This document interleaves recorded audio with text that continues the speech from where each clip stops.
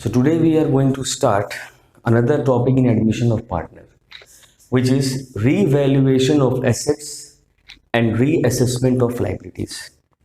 मैं आपको एक बात बता दूं कि रिवैल्यूएशन ऑफ एसेट्स और रीअसेसमेंट ऑफ लायबिलिटीज होता क्या है, क्योंकि हम चैप्टर कर रहे हैं एडमिशन ऑफ पार्टनर, तो हम हमेशा जानते हैं कि जब भी कोई पार्टनर एडमिट होता है तो पुराने पार्टनर्स कभी भी ये नहीं चाहते कि नए पार्टनर्स को हमारे एसेट्स का बेनिफिट मिले, और वो ये भी नहीं चाहते कि लायबिलिटी से नुकसान मिले। कहने का मतलब क्या है कि एज अ पार्टनर जब कोई इनकमिंग पार्टनर होता है और अगर हमने अपने एसेट्स का वैल्यू बढ़ा रखा है तो उसको उसका बेनिफिट मिल जाएगा, या अगर उसके आने से हम घटा देते हैं तो उसको नुकसान हो जाएगा।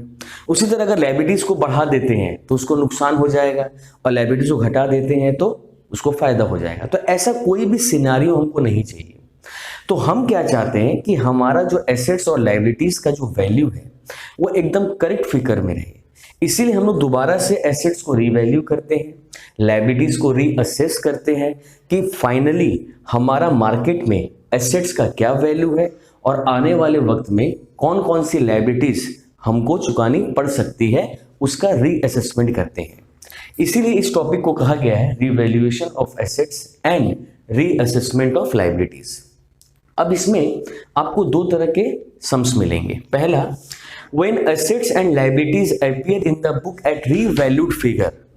जब ये बात बोला रहेगा कि एसेट्स और लायबिलिटीज, वैल्यूएशन का मतलब क्या हुआ कि जो फिगर्स को हम चेंज कर देंगे। रीवैल्यूड मतलब दोबारा से उसका वैल्यूएशन करना, और रीअसेसमेंट का मतलब दोबारा से इस बात पे ध्यान देना कि आने वाले वक्त में हमारी कौन कौन सी लायबिलिटीज आ सकती हैं और एग्जिस्टिंग लायबिलिटीज कौन कौन सी हैं।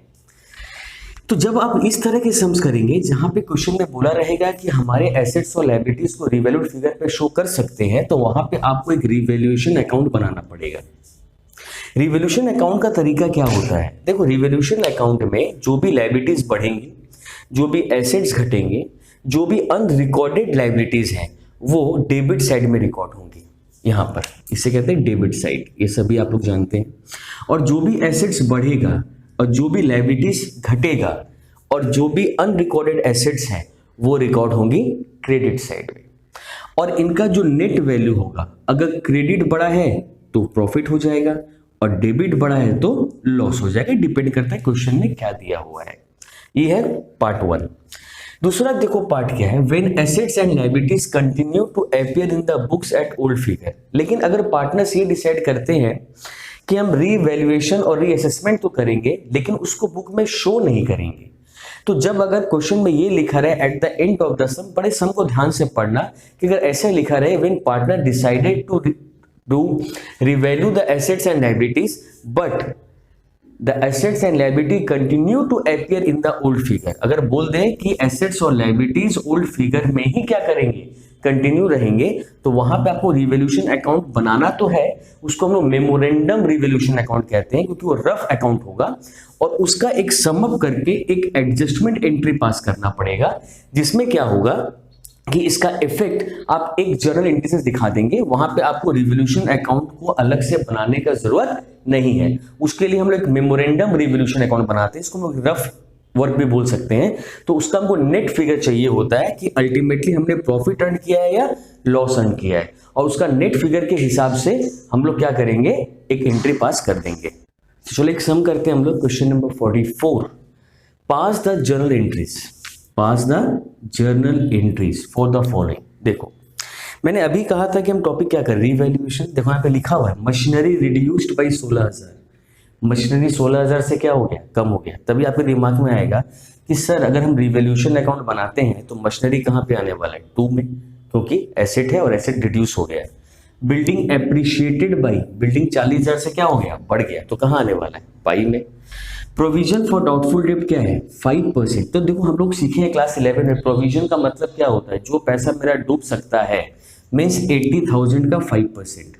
क्लियर है? तो ये भी कहां पर आएगा, 2 साइड में आएगा। और प्रोविजन फॉर वारंटी क्लेम, देखो अगर कंपनी के अगेंस्ट में कोई भी क्लेम होता है, तो कंपनी के अगेंस्ट में क्लेम होता है तो कंपनी को पैसा देना है, तो इट्स एन अनरिकॉर्डेड लायबिलिटी। तो अनरिकॉर्डेड लायबिलिटी कहां रिकॉर्ड होगा, 2 में। तो एक बात मैं आपको हमेशा बताता हूं, प्रोविजन वर्ड ही मतलब होता है लायबिलिटी। अब मैक्सिमम स्टूडेंट सोचते हैं कि सर प्रोविजन वर्ड अगर लायबिलिटी बोल दिए तो प्रोविजन फॉर डाउटफुल डेब्ट को तो डेटर से माइनस करते हैं और वो तो एसेट्स में शो होता है। अरे डेटर्स तो एसेट है तो एसेट में तो शो होगा, लेकिन जो उसका प्रोविजन बनता है उसको हम लोग डेटर से रिड्यूस भी करके दिखाते हैं, कभी कभी उसको लायबिलिटी साइड में भी शो कर लेते हैं। तो दोनों कॉन्सेप्ट चलता है। तो यहाँ पे देखो प्रोविजन फॉर डाउटफुल डेब्ट को अगर आप ये सोचते हो कि वो एसेट से रिड्यूस हो रहा है तो एसेट क्या हो रहा है, कम हो रहा है, तो भी 2 में आएगा। और प्रोविजन को अगर आप लायबिलिटी सोच लो, 80,000 का 5% 4,000 डूबने वाला है या डूब सकता है, तो लायबिलिटी का समझते हो तो भी मेरा लायबिलिटी क्या हो रहा है, बढ़ रहा है, क्योंकि मेरे को लग रहा है दिमाग में मेरे कि एक अनसर्टेन लॉस हो सकता है। और provision for warranty claim, warranty claim होता है कि भाई आपने किसी को वारंटी दिया था आपके प्रोडक्ट का, उसके अगेंस्ट में क्या आ रहा है, क्लेम आ सकता है और वो इंक्रीज हो गया। तो क्लेम अगर इंक्रीज हो रहा है तो इसका मतलब क्या हो रहा है, लायबिलिटी बढ़ रहा है। तो लायबिलिटी बढ़ रहा है तो कहां पर रिकॉर्ड होगा, 2 में। अब लिखने यहाँ पे बोला है जर्नल और मैंने आपको सिखाया रिवोल्यूशन अकाउंट। तो मैं क्यों बता रहा हूं, अगर आप रिवोल्यूशन अकाउंट बनाओगे तो उससे आपको जर्नल लिखने में आसानी होगी। कैसे, आप देखो, सोचो आपने एक रिवोल्यूशन अकाउंट ऐसे ड्राफ्ट कर लिया, ठीक है। ड्राफ्ट करने के बाद आप जानते हैं मशीनरी कहां पे आने वाला है, 2 साइड में। क्यों आने वाला है 2 साइड में, क्योंकि मशीनरी एसेट होता है और एसेट रिड्यूस हो गया 16,000। उसी तरह बिल्डिंग कहां आने वाला है, बाई में। क्यों, क्योंकि बिल्डिंग एसेट है और बढ़ गया है, तो कहां लिखेंगे 40,000। तो आप क्या करना, अपने आराम के लिए यहां पे साइन पुटअप कर देना इनिशियली, बाद में जब आपको आदत हो जाए तब मत करना। तो इनिशियल सम्स जब आप करोगे ना तो यहां पे आप ऐसा पुट कर लेना, क्लियर है। प्रोविजन कहां पर आता है, 2 में। तो 2 प्रोविजन फॉर डाउटफुल डेब्ट कितना, 4,000। 4,000 कैसे आया सर, 80,000 का 5%, क्लियर है। 2 वारंटी, प्रोविजन फॉर वारंटी,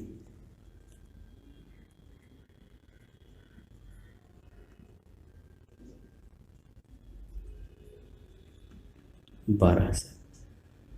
तो अब इसको आप बैलेंस करो, देखो 40,000 ग्रेटर है, आप यहाँ 40 लिखोगे, यहाँ भी 40 लिखोगे, और 40 से अगर इसको हटा दो 20 30 to 8,000 आ रहा है। तो ये 8,000 क्या है आपका, रिवोल्यूशन प्रॉफिट, रिवैल्यूएशन प्रॉफिट।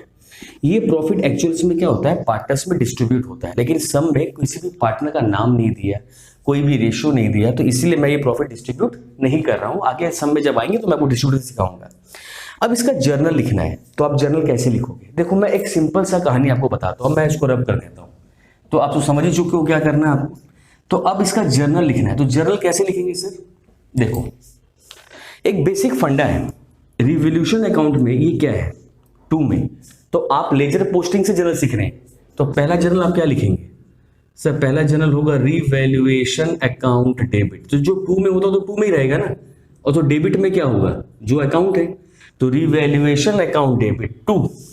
अब 2 में क्या क्या आया, मशीनरी 2, एक साथ ही मैं जर्नल लिख देता हूं, अगर आप चाहो तो अलग अलग भी लिख सकते हो। 2 प्रोविजन फॉर वारंटी। तो आप बोलोगे कि सर आप तो अकाउंट बना लिए, तब आपको आसान हो गया, आप धड़ाधड़ एक बार में जर्नल लिख लिए। अगर मैं डायरेक्ट जर्नल लिखने चाहूं तो क्या हम ऐसे लिख सकते हैं, ऐसे लिख सकते हैं, बस थोड़ा सा आपको माइंड को अलर्ट करना है। आप इसे पढ़ लिए, मशीनरी रिड्यूस्ड बाय 16, आप हमारे मशीनरी तो 2 में जाने वाला है, बिल्डिंग बाय में, तो 2 वाले पहले क्लियर कर लो। तो मशीनरी 2 में जाने वाला है, प्रोविजन 2 में जाने वाला है, और ये 2 में जाने वाला, तो हम क्या करेंगे, एक साथ लिख लेगा। अब क्या करेगा, मशीनरी की जगह पे क्या पुट कर देगा, 16,000। देखो पहले ये पुट करेंगे, पीएफडीडी की जगह पे क्या पुट करेंगे, 4,000, और वारंटी की जगह पे क्या पुट करेंगे, 12,000।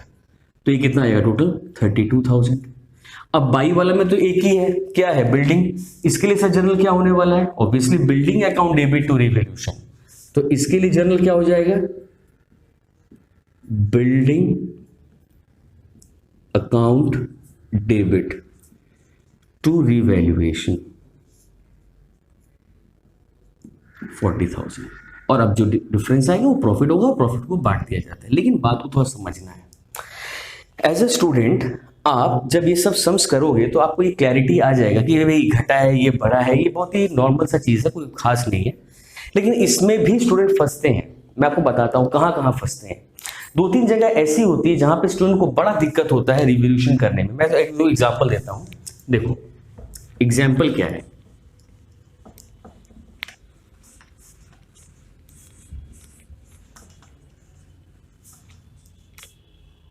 सपोज मैं एक एग्जांपल ले रहा हूं, 2-3 एग्जांपल देता हूं। बिल्डिंग रिड्यूस्ड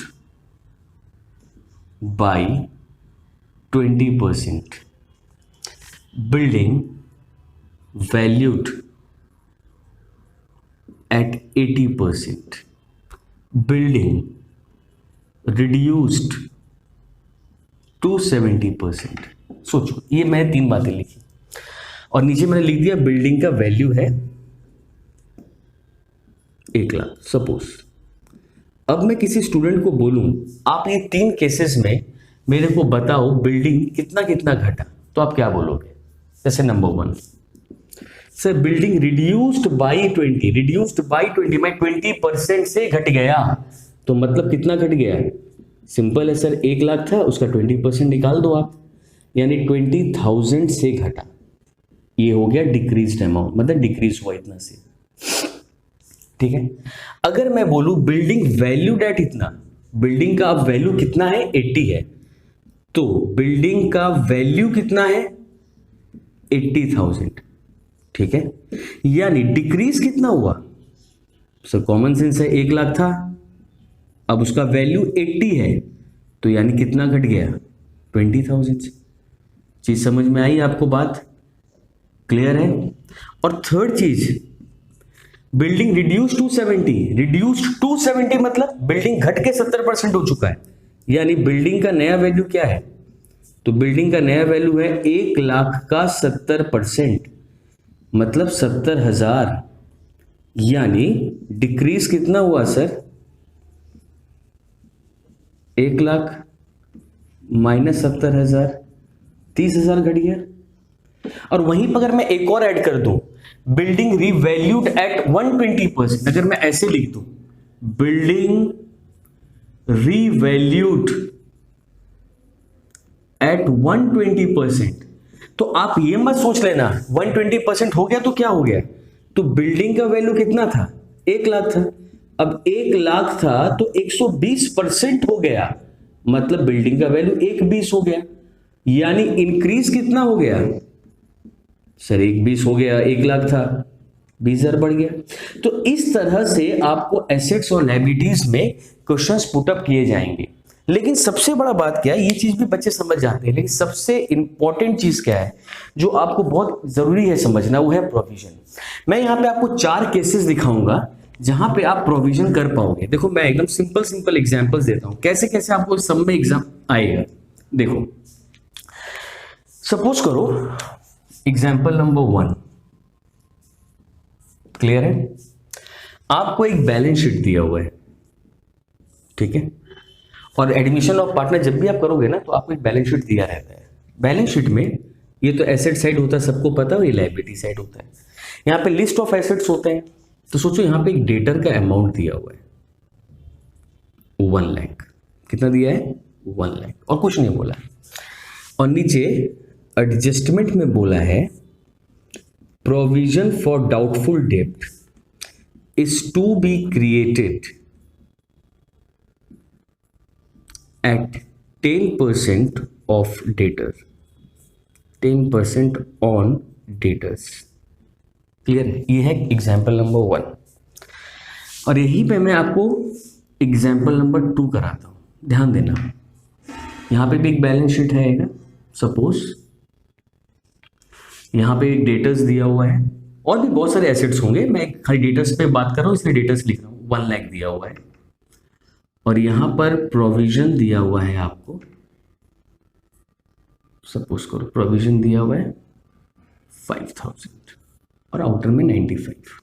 ठीक है, इसमें मैं 3 केसेस आपके लिए लिखता हूं। सोचो ये 3 के बाहर कुछ नहीं आते ज्यादातर। एडजस्टमेंट्स क्या क्या है? पहला ये होगा प्रोविजन फॉर डाउटफुल डेब्ट टू बी 10% ऑन डेटर। दूसरा हो सकता है 2.5% ऑन डेटर्स। तीसरा बोला डेटर्स वेयर गुड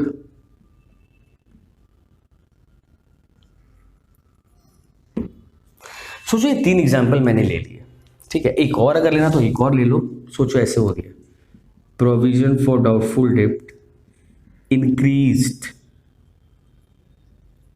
बाई 3000, ऐसे बोल दिया। इसमें इंक्रीज आ सकता है, डिक्रीज आ सकता है, बहुत कुछ आ सकता है। तो अगर सर ऐसे सम्स दिए रहे तो आप कैसे करोगे? देखो, मैं अगर इसका सोल्यूशन करूं, अगर मुझे इसका सोल्यूशन करना हो तो मैं क्या करूँ? सोचो मैं एक रिवॉल्यूशन अकाउंट बनाऊंगा पहले, क्योंकि जो भी एसेट घटेंगे बढ़ेंगे उसके लिए मुझे क्या चाहिए? कि रिवॉल्यूशन अकाउंट चाहिए। और क्योंकि एडजस्टमेंट में चीज़ों को दिया हुआ है तो डबल इफेक्ट तो आना ही है। जैसे आपने फाइनल अकाउंट में भी सीखा था कि अगर एसेट डिप्रिशिएट हो रहा था तो आपने एसेट से माइनस करते थे और प्रॉफिट लॉस में डालते थे। तो रिवॉल्यूशन कुछ नहीं है, रिवॉल्यूशन का एक और नाम होता है profit and loss adjustment account. तो सोचो मैंने ये बना लिया, दो चीज बना ली है मैंने। डेटर्स में एडजस्टमेंट है तो आप सब जानते हैं कहाँ लिखते थे हम लोग? इनर कॉलम में लिख दिया, और तो कुछ था नहीं, लिख लिया। प्रोविजन बोला 10%, तो कोई भी स्टूडेंट बोलेगा सर प्रोविजन 10% है, आप इसको 10,000 से माइनस कर दीजिए, आउटर में 90 लिख दीजिए, और प्रोविजन कहाँ पर आ जाएगा? 2 में, क्योंकि सही है एसेट घट गया। मैक्सिमम स्टूडेंट यही सोचेगा, गलत नहीं है सोचना, सही है। बाकी बैलेंस कर देंगे। इसका मतलब क्या है कि जब बैलेंस शीट में डेटर सिंगल अमाउंट दिया है, इसके नीचे से पहले से कोई प्रोविजन नहीं है, पहले से कोई प्रोविजन नहीं है, बार बार बोल रहा हूं नहीं है, तो आप एकदम सिंपल तरीके से ट्रीट करोगे। जस्ट एसेट घट गया, घटा दोगे और उसको कहां पे डाल दोगे? 2 में। एग्जाम्पल नंबर 2 में आओ। सोचो पहले से डेटर्स 1 लाख है और प्रोविजन एग्जिस्टिंग है, इसे कहते हैं एग्जिस्टिंग प्रोविजन, माने प्रोविजन सर पहले से है, और नेट फिगर 95 का है। इसको कैसे करोगे? सोचो, अगर मैं एक एक केस करता हूं, ये है रिवैल्यूएशन अकाउंट और ये है बैलेंस शीट, सही है।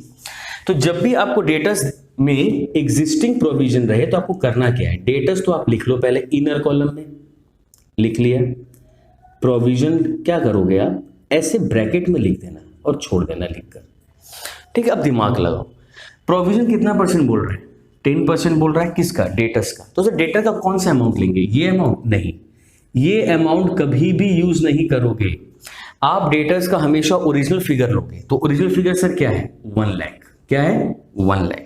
तो अगर सर हम 1 लाख का 10% करता है तो क्या आता है? 10,000। तो सर प्रोविजन होना चाहिए 10,000 का, पहले से प्रोविजन है कितने का? 5,000 का। यानी इसमें 5,000 क्या करना है अपने को? और ऐड करना है, तभी क्या बन जाएगा? 10 बन जाएगा, और आउटर में क्या आ जाएगा? 90। ठीक है, यहां तो सबको समझ में आया। अब सर ये 2 में आएगा या बाई में? देखो इसको समझने के 2 तरीके हैं। अगर आप डेटर्स के नेट फिगर से कंपेयर करते हो, देखो डेटर्स पहले कितना था? 95, अभी कितना है? 90। तो एसेट क्या हो गया? रिड्यूस हो गया, तो कहां जाएगा? 2 में। ऐसे भी कर सकते हो, या अगर आप प्रोविजन को मन मन में लायबिलिटी समझ लेते हो, तो लायबिलिटी पहले कितने का था? 5,000 का, अभी लायबिलिटी कितना का हो गया? 10 का। यानी सर यहाँ पे 5,000 क्या हो गया? बढ़ गया। तो हम लोग पहले ही सीखा है, एसेट घटने से भी यहां आता है, लायबिलिटी बढ़ने से भी। तो अगर नेट फिगर कंपेयर करो तो भी आप 2 में लिखोगे, और प्रोविजन को लायबिलिटी समझ लो अगर, तो ये साइन देखो, देख रहे हो ना, पहले से क्या हो गया? बढ़ गया, तो लायबिलिटी क्या हो गया? बढ़ गया, तो भी कहां जाएगा? 2 में। तो आप यहां लिखोगे 2 प्रोविजन फॉर डाउटफुल डेट 5,000। एक बात मैं और बता दूं, कभी भी प्रोविजन को डेटा से डिनोट मत करना, क्योंकि प्रोविजन फॉर डाउटफुल डेट का अपना अलग से अकाउंट होता है, इसीलिए हम लोग हमेशा यहाँ पे पीएबीडी लिखते हैं। अब सोचो ऐसे ही मैं क्या और एग्जांपल लेता हूं, तो एक और एग्जांपल मैं लेता हूं नंबर 2 वाला। तो अगर 2 में मैं जाऊं, तो सोचो अगर मैं 2 में जाता हूं तो क्या कहानी होने वाला है? सर 2 में भी वही कहानी होगा, थोड़ा सा देख लो आप। एक रिवॉल्यूशन अकाउंट बनाया और बैलेंस शीट मैंने बना दिया। अब मैंने रिवॉल्यूशन अकाउंट बना दिया, बैलेंस शीट बना दिया। तो रिवॉल्यूशन में क्या है? डेटर्स था, डेटर्स कितना था सर? 1 लाख, मैंने लिख लिया। प्रोविजन ब्रैकेट में 5,000, फिर वही कहानी। सर 1 लाख का 2.5% बोला है, तो अगर आप 1 लाख का 2.5% करो तो प्रोविजन 2,500 आता है। यानी प्रोविजन होना चाहिए 2,500, ऑलरेडी है कितना? 5,000। तो इसमें से हम 2,500 क्या करेगा? कम करेगा, तब ना 2,500 होगा, है कि नहीं? तो यानी देखो पहले से मेरा एसेट क्या हो गया? बढ़ गया, या लायबिलिटी पहले से क्या हो गया? कम हो गया, तो ये कहां जाएगा? बाई में जाएगा। तो एग्जिस्टिंग प्रोविजन होने से ही स्टूडेंट को दिक्कत होता है, और एग्जिस्टिंग प्रोविजन को इसीलिए मैंने अलग एग्जांपल से समझाया कि कैसे करना है। अब सर केस नंबर 3 और 4 में आ जाओ। देखो debtors were good, debtors were good का मतलब सर क्या होता है? डेटर्स वेयर गुड का मतलब होता है जहां पे डेटा सारे अच्छे हैं, means there is no need of provision. Debtor सारे अच्छे हैं मतलब सारे डेटास आपको पैसे टाइम से दे देंगे, तो there is no need of provision. तो आप रिवोल्यूशन अकाउंट बनाया, आपने बैलेंस शीट बनाया, आप यहाँ पे डेटर्स लिखोगे, अमाउंट 1 लाख लिखा आपने, और यहाँ पे जब आप प्रोविजन बनाओगे तो प्रोविजन ऑलरेडी कितना था? 5,000 का था। There is no need, debtors were good, no need माने पूरा 5,000 घटा दो, नील, आउटर में 1 लाख, यानी एसेट पहले से क्या हो गया? बढ़ गया। तो कितना बढ़ गया? 95 था नेट फिगर, अभी नेट फिगर 1 लाख है, बढ़ गया तो कहाँ जाएगा? बाई में। वैसे भी समझ लो, या पहले से लायबिलिटी क्या हो गया? घट गया। आप वैसे भी समझ लो। तो दोनों ही केस में आपका आंसर किस तरफ आने वाला है? बाई में आने वाला है। नेक्स्ट देखो केस नंबर 4, खुद भी कर सकते हो आप। प्रोविजन इंक्रीज बाई 3, तो पहले से 5 था, प्लस 3 हो जाएगा, 92 हो जाएगा, एसेट घट जाएगा तो 2 में आ जाएगा, या प्रोविजन बढ़ गया तो भी कहाँ आएगा? 2 में। तो ये डिफरेंट केसेस मैंने प्रोविजन पे फोकस किए। प्रोविजन आपको हमेशा दिक्कत कर सकता है, इसलिए मैंने एक सेपरेट एग्जांपल देके प्रोविजन को सिखाया, और इसके बाद मैं आपको कुछ सम्स और कराऊंगा। The next question 45। इस क्वेश्चन को आप ध्यान से देखो।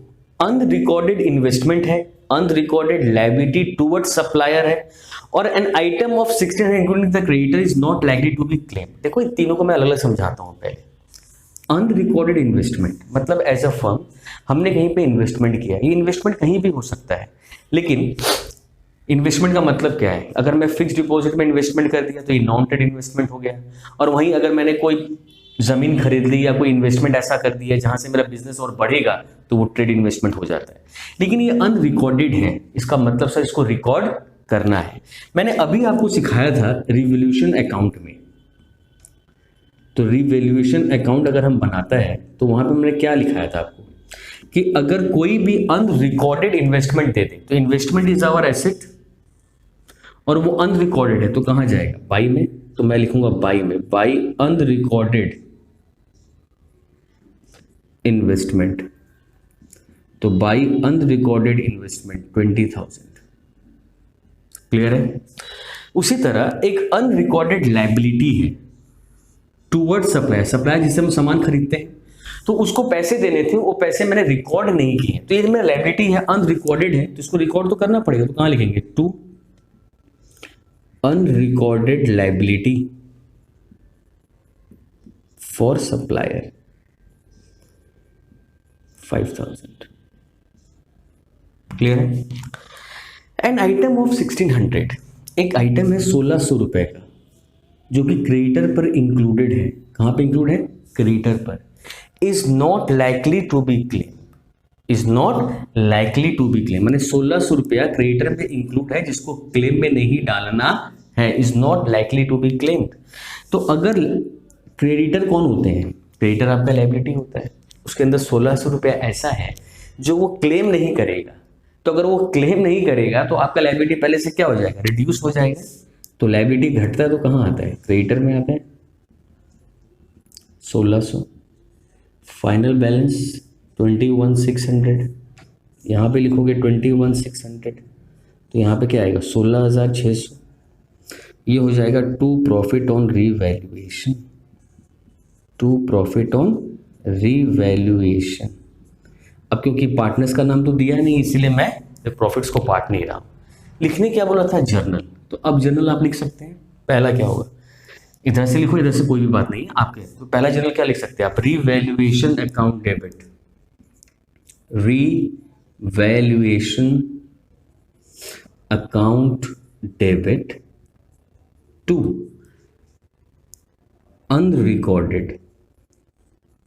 Unrecorded liability for supplier 5,000। Clear? और इधर के दोनों लिखने हैं तो कैसे लिखेंगे? ये बाई में, तो ऑब्वियसली पहले क्या लिखूंगा? Unrecorded investment unrecorded investment account debit, creditor account debit to revaluation. Clear? तो आप यहां लिखोगे 20,000, यहां 1,600, टोटल क्या लिखोगे 21,600। प्रॉफिट का जर्नल लिख नहीं पा रहे हैं, क्यों नहीं लिख पा रहे हैं? क्योंकि पार्टनर्स का नाम नहीं दिया है, क्योंकि यहाँ पे इस प्रॉफिट को पार्टनर्स में क्या करना होता है, डिस्ट्रीब्यूट। उसके बाद हम इसका रेशियो बांट कर जर्नल्स लिखते हैं। अब आप इधर आ जाओ। 49 is one of the most important sum, और इसमें एक ऐसा एडजस्टमेंट है जो आपको मैं अभी सिखाऊंगा और जो बड़े सम का एक पार्ट भी बनेगा बाद में। देखो, ग्रूम और शरण ये दो पार्टनर्स थे, इनका रेशियो क्या था 3:2 का। उन्होंने नई पार्टनर प्रीत को एडमिट किया 1/4 शेयर के लिए। कितना के लिए एडमिट किया? 1/4। इन्वेस्टमेंट अपीयर्ड एट 80, मतलब मेरे बुक्स में इन्वेस्टमेंट कितना रुपए पे है? 80,000 पे है। आधा इन्वेस्टमेंट इन दोनों ने ले लिया है अपने रेशियो में बुक वैल्यू पे। आधा मतलब 80 का आधा कितना? 40। ये 40,000 इन दोनों ने आपस में बांट लिया है 3:2 में। क्लियर है? और बचा कितना? 40। उसका वैल्यू कितना है? 50। तो यानी बचे हुए इन्वेस्टमेंट का वैल्यू क्या हो गया? बढ़ गया। तो कॉमन सेंस अगर लगाएं, सोचो मैं इसका जर्नल बनाता हूं रिवॉल्यूशन अकाउंट बनाकर। सोचो तो मैं एक रिवॉल्यूशन अकाउंट बना लिया। सर इन्वेस्टमेंट तो बढ़ा है, और इन्वेस्टमेंट एसेट होता है, सही बात है। कितना बढ़ा है? 10 समझ में आया सबको? क्योंकि आधे तो वो ले गए थे, बचा आधा, और आधा का दाम कितना है? 50। तो 80 का आधा 40 था, 40 का वैल्यू 50 है, तो इन्वेस्टमेंट 10,000 क्या हो गया? बढ़ गया। और तो किसी एसेट के बारे में कुछ कहा नहीं है, तो ये 10,000 आप लिखे, ये 10,000 आपने लिखा, ये 10,000 ही रह गया। तो ये आप क्या लिखोगे? 2 पार्टनर्स कैपिटल अकाउंट। इस बार मैं डिस्ट्रीब्यूशन कर रहा हूं क्योंकि मुझे पार्टनर्स पते हैं। रिवैल्यूएशन प्रॉफिट, और इस प्रॉफिट को मैं क्या करूंगा? जी और एस में क्या करूंगा? बांट दूंगा। 10,000 इंटू 3/5 विच इज 6,000, और 10,000 इंटू 2/5 विच इज 4,000। तो ये मेरा प्रॉफिट का डिस्ट्रीब्यूशन हो गया। अब अगर आपको जर्नल लिखना हो तो क्या लिखोगे? सर पहला जर्नल तो बड़ा आसान है, इन्वेस्टमेंट टू रिवॉल्यूशन, सही है। Investment account debit to revaluation which is 10,000, इसमें तो कोई डाउट नहीं है। दूसरा जर्नल सर क्या होने वाला है? ये हो जाएगा revolution account debit to partner, तो आप यहां पे लिख लो revaluation account debit to partner. तो पार्टनर का नाम लिख दो ना, जी और एस, जी और एस। तो 2 जीज कैपिटल, 2 एस कैपिटल लिख दिया। कितना था? 10। कितना कितना पार्ट है? 6,000, 4,000। अब बात यहां आता है कि सर ये जो रिवॉल्यूशन वाला पार्ट था वो तो एकदम क्लियर हो गया। अगर पार्टनर भी दिया रहेगा तो कैसे बांटना, ये जर्नल्स भी हमारे क्लियर हो गए, तो ये तो क्लियर हो गया। लेकिन सर यहाँ पर 40,000 रुपये वो लोग लेके चला गया था, हाफ, याद है? तो उसका क्या जर्नल होगा? देखो कोई भी स्टूडेंट थोड़ा सा कॉमन सेंस लगाए। पहले बताओ मेरा इन्वेस्टमेंट बुक में है ना, चला गया। सर चला गया। इन्वेस्टमेंट एसेट होता है या लाइबिलिटी? एसेट। एसेट क्या हो रहा है? घट रहा है, बुक से जा रहा है। तो इन्वेस्टमेंट अगर जा रहा है तो कोई भी एसेट रिड्यूस होता है तो कहां जाता है? To investment. 40,000, सही है ना? और ये इन्वेस्टमेंट कौन लेके जा रहे हैं? ये दोनों। तो दे आर द रिसीवर्स। आप पहले भी सीखे क्लास 11 में। तो जर्नल सिंपल लिख दो, जी डेबिट, एस डेबिट, हो गया ना? अभी 40,000 को क्या करना है? 3:2 में बांट देना है। तो 40,000 को यहाँ पे मैं बांट के दिखा देता हूँ साइड में आपको। देखो 40,000 इंटू 3/5, 40,000 इंटू 2/5, तो 24,000 और 16,000। ये जर्नल आपका कंप्लीट हो गया। तो बेसिकली क्या है कि अगर कोई पार्टनर कुछ लेके भी चला जाता है तो ऑब्वियसली एसेट ही लेके जाएगा। एसेट रिड्यूस हो गया तो आप उसको घटा दो। कौन कौन लेके जा रहे हैं उनका नाम लिख दो और उसको क्या करो? आपस में बांट दो।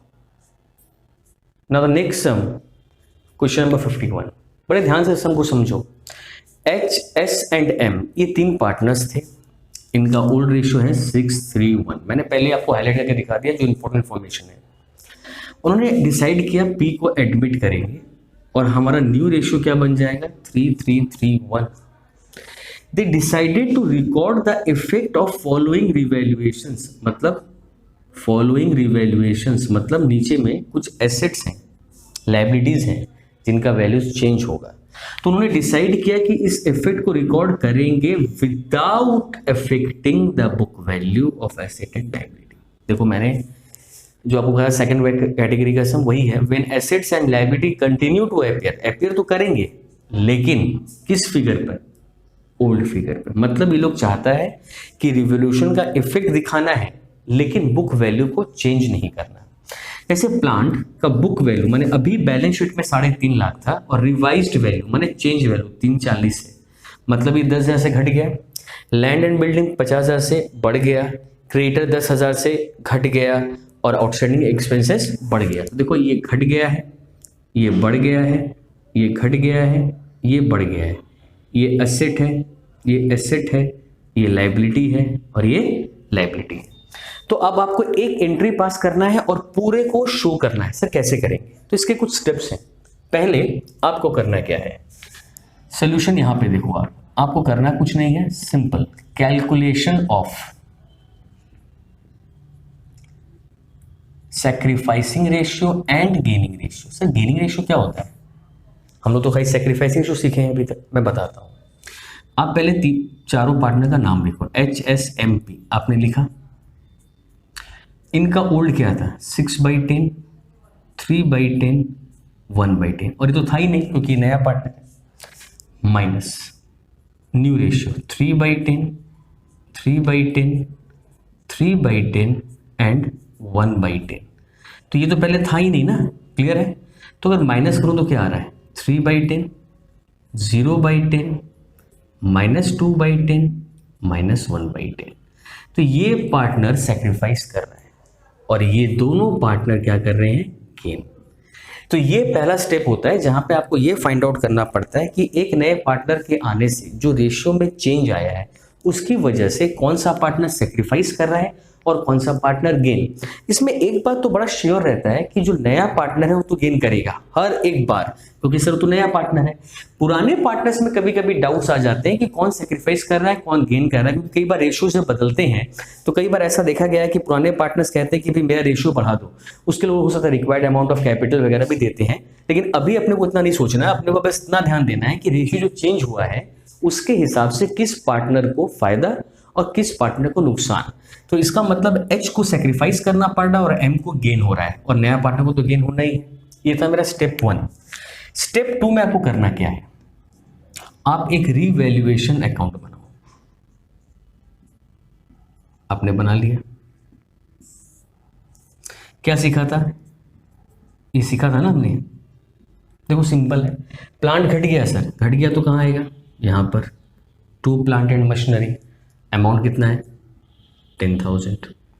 बिल्डिंग सर क्या हो गया, बढ़ गया, आप यहां पे लिखोगे by land and building 50,000।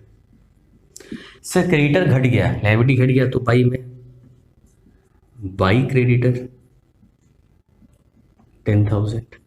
Outstanding में लायबिलिटी होता है, बढ़ गया, ये तो कॉमन सी चीजें हैं, आप आराम से कर लोगे 15,000। तो ये आपके एसेट्स और लायबिलिटीज के चक्कर थे। तो ये आ गया 60, आप 60 माइनस करो तो ये आ गया 35। तो ये हो गया टू प्रॉफिट ऑन रिवैल्यूएशन। अब आपके माइंड में आएगा कि सर ये चीज़ें तो समझ में आ गई, ये तो आप क्लियर एकदम है और ये भी मैं समझ गया। स्टेप 3 क्या है सर, सुनो। अब आपको ये पूरा चीज एक एंट्री से समझाना है स्टूडेंट्स को। तो कैसे समझाओगे, तो आपको करना क्या है, जो इसका नेट वैल्यू, अब आपको इंडिविजुअल जर्नल्स नहीं लिखने हैं क्योंकि ये मेमोरेंडम जर्नल है। कौन सा रिवोल्यूशन है, मेमोरेंडम रिवोल्यूशन। तो एक तरह का रफ अकाउंट है। तो रफ अकाउंट से मुझे नेट फिगर चाहिए, तो पूरे एसेट्स और लायबिलिटीज का घट बढ़कर जो एग्जैक्ट फिगर आ रहा है वो 35 का प्रॉफिट दिखा रहा है। तो सर करना क्या है, करना कुछ नहीं है, आप ऐसे लिखोगे रिवैल्यूएशन प्रॉफिट 35 है। गेन कौन कौन कर रहा है, M और P, तो आप लिखोगे एम्स गेन। 35,000 इंटू 2/10, 7,000। नेक्स्ट आप लिखोगे पीस गेन, 35,000 इंटू 1/10, 3,500। तो एक एग्जैक्ट जर्नल लिखना है आपको, gaining partner to sacrificing partner. Sacrificing कौन है? एच है। तो आपको करना है 7,000, 3,500 और 10,500। याद रखना, कभी भी अगर ऐसा हो जाए कि आपको रिवॉल्यूशन का लॉस हो जाए तो आपको करना क्या है, जस्ट एंट्री को उल्टा कर देना है, सेक्रीफाइसिंग टू गेनिंग। लेकिन हर बार जब भी आप एंट्री पास करते हैं, सिर्फ लॉस मैंने अलग बता दिया, लेकिन प्रॉफिट जब भी होगा gaining partner to sacrificing partner. तो ये आपका कहानी यहाँ पर खत्म। जब भी आप कुछ भी एंट्री पास करते हैं एडजस्टमेंट का, तो आपको हमेशा इस चीज़ पे फोकस करना है कि आपको नेट फिगर पे पहुंचना है, और नेट फिगर के बाद जर्नल लिखना है gaining partner to sacrificing partner. तो ये टॉपिक जो हमारा था on the base revolution of assets and reassessment of liabilities, ये तो आज खत्म हो गया है। लेकिन मैं आपको एक बात कह दूं, जब भी आप ये सम्स प्रैक्टिस करोगे घर में, और इस टॉपिक को रिगार्डिंग कोई भी प्रॉब्लम आपको अगर होता है, तो you can let me know in my comment section. Thank you.